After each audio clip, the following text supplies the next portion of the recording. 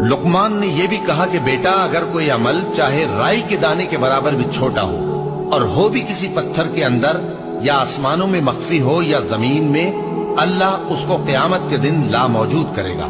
कुछ शक नहीं कि अल्लाह बारीक बीन है, खबरदार है।